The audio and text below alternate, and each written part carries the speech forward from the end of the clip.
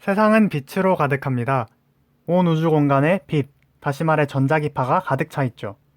흥미롭게도 사람에겐 이 전자기파를 감지하는 기관이 있습니다. 바로 눈이죠.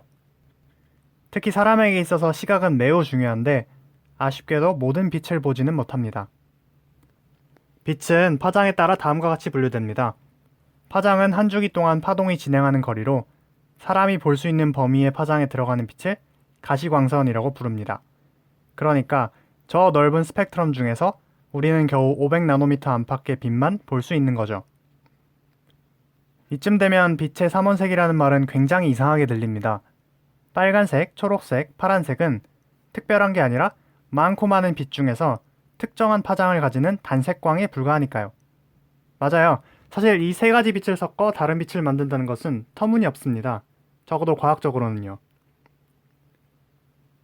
이런 문제는 관찰하는 대상의 실제 속성과 관찰하여 보이는 이미지를 구분하지 못해서 그런 건데요. 이제부터는 빛을 두 가지로 나누어서 보겠습니다. 첫 번째는 실제로 세상에 존재하는 빛, 주로는 단색광을 의미합니다. 왜냐하면 어차피 서로 다른 파장의 빛은 서로 섞이지 않기 때문이죠. 만약 그랬다면 우리가 보는 세상은 훨씬 끔찍했을 겁니다. 전파부터 X선까지 모조리 한 덩어리로 합쳐졌을 테니까요. 그리고 두 번째는 우리가 인식하는 빛입니다. 자, 빛의 삼원색이 나온 이유가 여기 있는데요. 바로 우리가 빛을 세 종류의 원뿔 세포를 통해서 인식하기 때문입니다.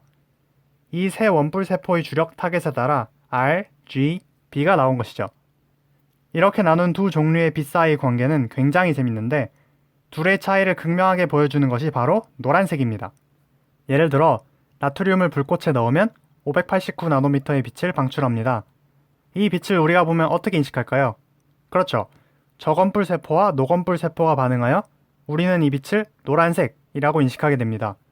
따라서 우리는 빛의 스펙트럼 중 589나노미터 부분에 노란색을 그려넣을 수 있는 거죠. 그런데 우리는 다른 방법으로도 이 노란색을 만들 수가 있습니다.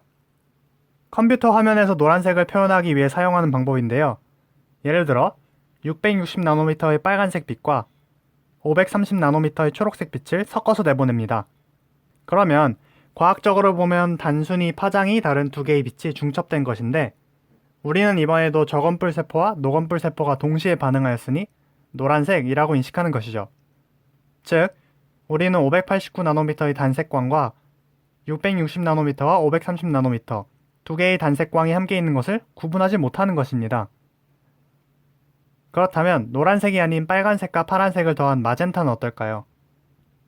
결론부터 말하면 실제로 그런 색은 없습니다. 노란색과 달리 마젠타에 해당하는 색은 세상에 없는 빛인 거죠. 우리의 머릿속에만 있는 색입니다. 만약 신이 있다면 두 개의 단색광으로 구분해서 보겠죠. 이제 좀 이해가 가시나요?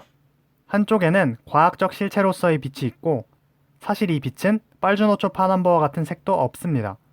그저 파장이 다른 전자기파일 뿐이에요. 다른 쪽에는 우리가 인식하는 빛이 있습니다. 세 종류의 원뿔 세포가 각각 반응하여 생겨난 신호를 뇌가 잘 조합하여 이건 무슨 색이야? 라고 인식하면 그 빛은 그 색을 가진 가시광선이 되는 것이죠. 이번에 여러 가지 자료 조사를 하면서 새로움을 많이 느꼈어요.